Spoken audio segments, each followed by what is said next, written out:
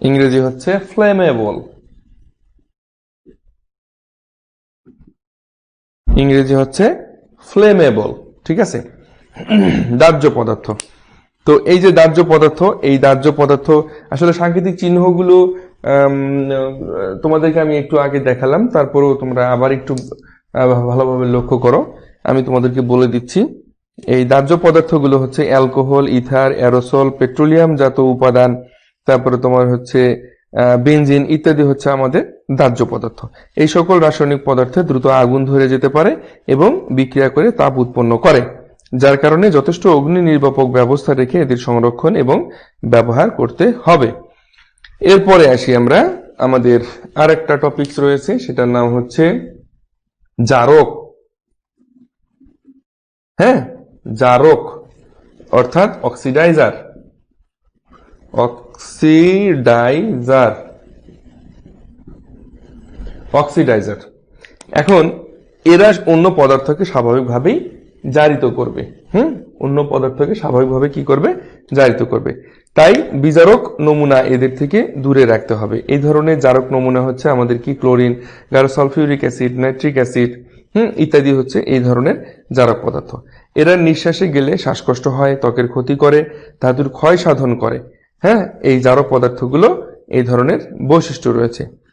আর এদের নিয়ে কাজ করতে গেলে নিরাপদ চশমা এবং অ্যাপ্রন পরতে হয়, নাকে মুখে মাস্ক ব্যবহার করতে হয়, আর নমুনাগুলোকে নিরাপদে সংরক্ষণ করতে হবে। এরপরে রয়েছে আমাদের সংকুচিত গ্যাস অর্থাৎ কম্প্রেসড গ্যাস, যে চিহ্নটা আমি তোমাদেরকে আগে দেখালাম। সংকুচিত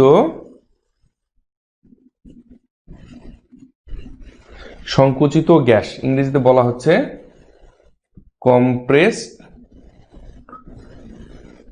গ্যাস। সংকুচিত গ্যাস অর্থাৎ কম্প্রেসড গ্যাস, সরি। তো সাধারণত এই সংকুচিত গ্যাসগুলো হচ্ছে ammonia, chlorine, sulphur dioxide, nitrogen dioxide, oxygen, methane ইত্যাদি গ্যাস শীতলভাবে সংরক্ষিত করা থাকে।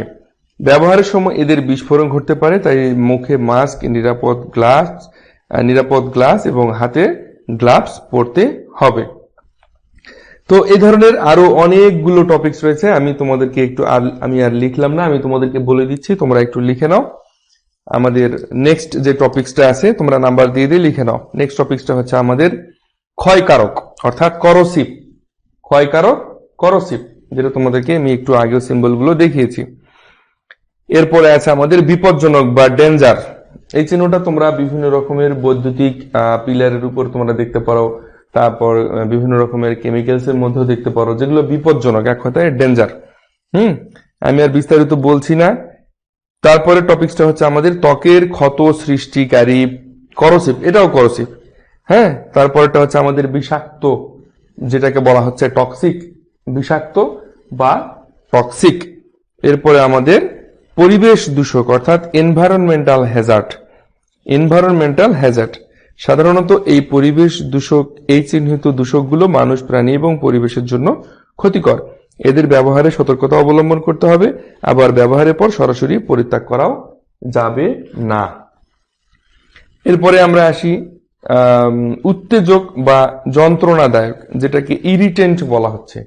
উত্তেজক বা যন্ত্রণাদায়ক, এ ধরনের পদার্থগুলো ত্বক, চোখ, শ্বাসতন্ত্রে প্রদাহ সৃষ্টি করে।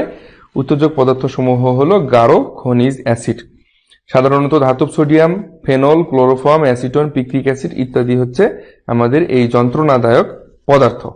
এরপরে আসি আমাদের খুব ইম্পর্টেন্ট একটা হ্যাজার্ড, সেটি হচ্ছে তেজস্ক্রিয় রশ্মি, যেটাকে রেডিও অ্যাক্টিভ বলা হচ্ছে। এর আগেও আমরা সেটি দেখেছি, সিম্বলের মধ্যে আমাদের ছিল কি রেডিও অ্যাক্টিভ বা তেজস্ক্রিয় রশ্মি। এই সকল পদার্থ থেকে কি হয়, মানবদেহের জন্য ক্ষতিকর তেজস্ক্রিয় রশ্মি নির্গত হয়। এই তেজস্ক্রিয় রশ্মিকে যে চিহ্ন দ্বারা প্রকাশ করা হয় তাকে বলা হয় ট্রিফয়েল, তাকে বলা হয় ট্রিফয়েল। হ্যাঁ, তোমরা চিহ্নটা দেখেছো, আমি তোমাদেরকে একটু লিখে দিই। এই চিহ্নটাকে বলা হয় ট্রিফয়েল। হ্যাঁ, ট্রিফয়েল। অনেক সময় কিন্তু এমসিকিউতে কিন্তু এই বিষয়গুলো আসে যে তেজস্ক্রিয় রশ্মি রেডিও অ্যাক্টিভ যে চিহ্নটা, এই চিহ্নটা আর একটা নাম কি, সেটার নাম হচ্ছে কি আমাদের ট্রিফয়েল। এরপরে আমরা আসি জৈব ঝুঁকি বা বায়ো হ্যাজার্ড, যেটাকে বলা হচ্ছে বায়ো হ্যাজার্ড। পরিবেশের উপাদানের জন্য ক্ষতিকর জৈব দ্রাবক সমূহ যেমন পেট্রোলিয়াম, ইথার, সাবান, ডিটারজেন্ট, কৃত্রিম রং, জৈব আবর্জনা ইত্যাদি, এগুলো হচ্ছে আমাদের বায়ো হ্যাজার্ড। ঠিক আছে। আচ্ছা, এরপরে আসি আমরা বৈদ্যুতিক ঝুঁকি অর্থাৎ ইলেকট্রো হ্যাজার্ড বা ইলেকট্রিক হ্যাজার্ড। ল্যাবরেটরিতে বিদ্যুতের ব্যবহার অত্যন্ত বেশি থাকে। এসব ক্ষেত্রে বৈদ্যুতিক যন্ত্রপাতির ব্যবহার এবং সাধারণ লাইট ফ্যান ব্যবহারের ক্ষেত্রে সতর্কতা অবলম্বন করা প্রয়োজন। এরপরে আসি আর একটা অত্যন্ত গুরুত্বপূর্ণ এবং লাস্ট টপিক যেটা, সেটা হচ্ছে আমাদের কি ক্যান্সার সৃষ্টিকারক। ক্যান্সার সৃষ্টিকারক অর্থাৎ কেয়ার ইনোসেন্ট। ঠিক আছে, কেয়ার ইনোসেন্ট, যেটাকে ইংরেজিতে বলা হচ্ছে কেয়ার ইনোসেন্ট এবং বাংলায় বলা হচ্ছে ক্যান্সার সৃষ্টিকারক। সাধারণত ল্যাবরেটরিতে বিভিন্ন তেজস্ক্রিয় মৌল থাকে। এই সকল মৌল থেকে নির্গত রশ্মি মানবদেহের কোষকলার ক্ষতি করে এবং দেহকে বিকলাঙ্গ এমনকি ক্যান্সার সৃষ্টি করতে পারে। এসব রশ্মির ভেদন ক্ষমতা অস্বাভাবিক বেশি। রশ্মি বের হতে না পারে এ ধরনের লেড ধাতু দ্বারা আবৃত প্যাকেটে বা পাত্রে সংরক্ষণ করতে হবে। তো আমার মনে হয় যে আমরা বিভিন্ন রকমের হ্যাজার্ড গুলো জানলাম। তো যদিও বা অনেক সিম্পল ছিল আজকে টপিকসটি আলোচনার মধ্যে, কিন্তু অনেক ইম্পর্টেন্ট ছিল। আমি তোমাদেরকে প্রত্যেকটা হ্যাজার্ডাস সিম্বল সম্পর্কে ধারণা দিয়েছি এবং কিছুটা আইডিয়া দেওয়ার চেষ্টা করেছি। আমার মনে হয় আমি সেটা পেরেছি এবং তোমরা যদি আমার কথাগুলো একটু মনোযোগ সহকারে শুনে থাকো, এর মধ্যে অনেক ইম্পর্টেন্ট কিছু আমি কথা বলেছি যেগুলো কিন্তু আমাদের এমসিকিউর জন্য কিন্তু অনেক ইম্পর্টেন্ট ছিল। ঠিক আছে, তো আজকের ক্লাস মোটামুটি আমাদের এই পর্যন্তই। আজকে আর নতুন টপিকস নিয়ে আমরা আলোচনা করব না। তো তোমাদের যদি কোনো কিছু বলার থাকে বা কোনো কিছু প্রশ্ন করার থাকে তোমরা করতে পারো। আচ্ছা, আমি দেখি তোমরা কেউ কোনো প্রশ্ন বা কমেন্ট কোনো কিছু করছো নাকি। আমি আসলে এতক্ষণ তো সেটা দেখতে পারিনি। আচ্ছা, নমস্কার আদাব, নমস্কার আদাব, দেখা যাচ্ছে। আচ্ছা, এইচসিএল ব্যতীত আরিয়ান সবুজ বলছো কি এইচসিএল ব্যতীত যে সকল সংকেতে কার্বন বিদ্যমান তাদেরকে প্রাইমারি ধরা হয়। এইচসিএল ব্যতীত কেন? এইচসিএল ব্যতীত কেন? এইচসিএল এর মধ্যে কি কার্বন আছে? এইচসিএল এর মধ্যে তো কার্বন নেই।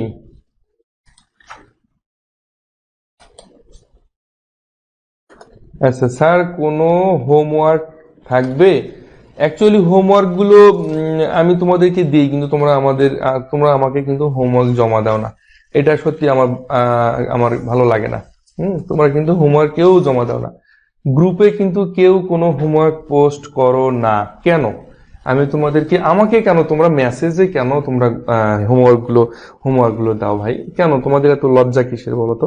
তোমরা এখানে আজকে অনেকেই আমি দেখতে পাচ্ছি নতুন কমেন্ট করছো, অর্থাৎ আমার নতুন স্টুডেন্ট আমি ধরে নিচ্ছি তাদেরকে। তো তোমাদের সবার উদ্দেশ্যে আমি বলে থাকি যে তোমাদেরকে যে হোমওয়ার্ক, এই যে আমি তোমাদেরকে আজকের যে হোমওয়ার্কটা দিব, এই হোমওয়ার্কটা হচ্ছে এই যে বিভিন্ন রকমের হ্যাজার্ডস এর সিম্বল গুলো, এই যে হ্যাজার্ড সিম্বল গুলো তোমরা খাতায় সুন্দরভাবে নিজেরা একটু প্র্যাকটিস করবে এবং এইভাবে তোমরা নিজেরা লিখবে। প্রথমে মনে করো বিস্ফোরক, ইংরেজিতে লিখবা এক্সপ্লোসিভ, পাশে লিখবা আচ্ছা বিস্ফোরক সম্পর্কে 2 লাইন লিখবা, লিখে পাশে সিম্বলটা লিখবা। লিখে এই যতগুলো হ্যাজার্ড সিম্বল বা হ্যাজার্ড আমরা আলোচনা করলাম, প্রত্যেকটা হ্যাজার্ড তোমরা হোমওয়ার্ক করে খাতায় লিখে সুন্দরভাবে সেটা গ্রুপে পোস্ট করবা। তো গ্রুপে পোস্ট করলে সুবিধা আছে। তোমরা হয়তো অনেকেই লজ্জা পাও যে গ্রুপে পোস্ট করব, গ্রুপে পোস্ট করলে সবাই দেখবে, কে কি বিভিন্ন রকমের কমেন্ট করবে। আমি স্ট্রিক্ট বলে দিতে চাই যে গ্রুপে প্রত্যেকটা পোস্টে তোমাদের আমার নজর থাকে এবং প্রত্যেকটা কমেন্টে আমার নজর থাকে।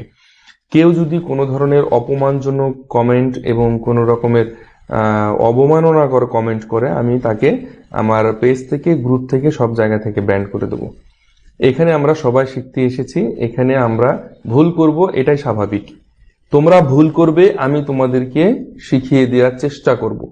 আমি 100% জানি সবকিছু, আমি সেটা কিন্তু কখনো তোমাদের বলি না। তোমাদের কাছেও আমার কিছু শেখার আছে। আমি যেসব হয়তোবা 2-1টা বিষয় জানি না, সেটা না হয় তোমাদের কাছ থেকে শিখে নিলাম, অসুবিধা কি?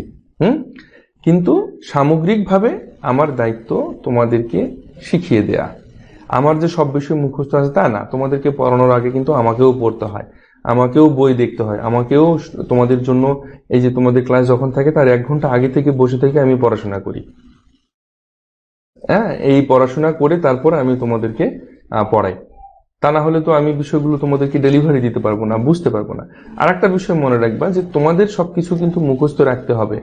আমার সবকিছু মুখস্থ রাখার বিষয় নয়, আমি তোমাদেরকে বুঝিয়ে দিতে হবে, তোমাদেরকে বোঝানো আমার দায়িত্ব এবং কর্তব্য। তোমরা একটা বিষয় যদি বুঝতে না পারো বা কোনো একটা বিষয় যদি তোমাদের বুঝতে অসুবিধা হয়, সেই বিষয়গুলো তোমাদের কাছে সহজবোধ্য কিভাবে করে দেওয়া যায় এবং তোমরা যাতে সহজে বুঝতে পারো, তাতে সে কি রকম ব্যবস্থা করা দরকার সেই ব্যবস্থা আমি নেব। ঠিক আছে? এখন কথা হচ্ছে যে তোমাদের কাছে আমার রিকোয়েস্ট, আবারও রিকোয়েস্ট, যে তোমরা এই যে তোমরা সহজ বিষয় মনে করে তোমরা কিন্তু হয়তোবা অনেকে হোমওয়ার্কগুলো করবে না, অনেকেই কেন 2-4 জন হয়তোবা করো, তাও আবার আমাকে মেসেজ করে দাও। তো এখন কথা হচ্ছে তোমরা যারাই করো প্রত্যেক দিনের হোমওয়ার্কগুলো তোমরা গ্রুপে পোস্ট করো। তোমাদেরকে দেখে অন্যরা আগ্রহী হবে, তোমাদেরকে দেখে অন্যরা অনুপ্রাণিত হবে, তারা শিখবে, তারাও শিখতে চাইবে। এখানে কিন্তু আমরা সবাই শিখতে আসছি। তো যাই হোক, তোমাদের সবাইকে অনেক অনেক ধন্যবাদ। আমি চাই যে তোমরা আমার ক্লাসগুলো রেগুলার করো। যারা নতুন রয়েছো তোমাদের সবার উদ্দেশ্যে বলছি যে আমি তোমাদের প্রত্যেক দিন ক্লাস নেওয়ার চেষ্টা করি এবং নেই এরকম একটা মনোভাব আমার থাকে, এবং আমি সবসময় সময়ের ব্যাপারে স্ট্রিক্ট থাকি। যে সময় তোমাদেরকে ক্লাসের কথা আমি বলবো সেই সময় তোমরা ক্লাসে অ্যাটেন্ড করবে, এটা আমার প্রত্যাশা। এবং আমি আগামীকালকে ক্লাস নেব কি নেব না বা এই ধরনের প্রত্যেকটা বিষয়ে আমি তোমাদেরকে নোটিশ করে থাকি। তোমরা নতুন যারা আছো তাদের উদ্দেশ্যে বলছি, যারা পুরনো রয়েছে তারা অলরেডি জানো যে আমি প্রত্যেকটা বিষয় এগুলো নোটিশ করি। ঠিক আছে? আর তেমন কিছু বলার নেই। ইয়াসমিন সুলতানা বলছো স্যার শুধু এই 5টা হোমওয়ার্ক করব। 5টা মানে? না না না না না, 5টা কেন? আমি তো এই 4টা লিখার পরে আর লিখিনি। আমি বলেছি, মুখে মুখে বলেছি, অনেকগুলো আছে তো, হ্যাজার্ড সিম্বল অনেকগুলো। কি বলে মেয়েটা? 5টা? এটা কথা হলো? না হলেও 8টা 10টা আলোচনা করা হলো, 10-12টার বেশি, আর তুমি বলছো 5টা। আমি আবারও বলছি, সকলে মনোযোগ সহকারে একটু শোনো। তোমাদের বইতে যেগুলো আছে সেগুলো তোমরা আলোচনা করবে। যদি বই না থাকে, আমার রেকর্ড ক্লাসগুলো তোমরা ইউটিউব থেকে দেখে নেবে যে আমি কি কি হ্যাজার্ড নিয়ে আলোচনা করলাম। প্রথমে মনে করো 1 নম্বর দিবা, এটা মনে করো বিস্ফোরক বাংলায় লিখলা, ইংরেজিতে লিখলা এক্সপ্লোসিভ। লিখার পরে এই বিস্ফোরক সম্পর্কে 2 থেকে 3 লাইন যতদূর লেখা সম্ভব হয় লিখবা। লিখার পরে বিস্ফোরকের যে সিম্বলটা রয়েছে সেই সিম্বলটা পাশে সুন্দর করে খাতায় আঁকাবা। এইরকম করে 1, 2, 3, 4 করে মোটামুটি 12 থেকে 13টা আমি তোমাদেরকে পড়িয়েছি আমার মনে হচ্ছে, এবং বইতে আমি দেখতে পাচ্ছি। এই 12-13টা বা তোমাদের বইতে যদি আরো বেশি থাকে তাহলে সেগুলো দিবা, কারো বইতে যদি কম থাকে সেগুলো কম। 8টা হোক, 10টা হোক, 12টা হোক, যে কটা হোক, সুন্দর করে খাতা লিখবা, লিখে আমাকে গ্রুপে পোস্ট করবা। ওকে? ক্লিয়ার? সবাই কমেন্ট করো, ক্লিয়ার কি ক্লিয়ার না? ক্লিয়ার কি ক্লিয়ার না? কমেন্ট করো। ইয়াসমিন সুলতানা, ওকে স্যার, বুঝতে পেরেছি। আচ্ছা, থ্যাংক ইউ। সবাইকে অনেক অনেক ধন্যবাদ। তোমাদের হোমওয়ার্ক গুলো পাবো এই প্রত্যাশা করে আজকের লাইভটা আমি এখানে শেষ করে দিচ্ছি, আর আগামীকালকের লাইভ ক্লাসে তোমাদের সবাইকে আমন্ত্রণ জানাচ্ছি। ধন্যবাদ সবাইকে।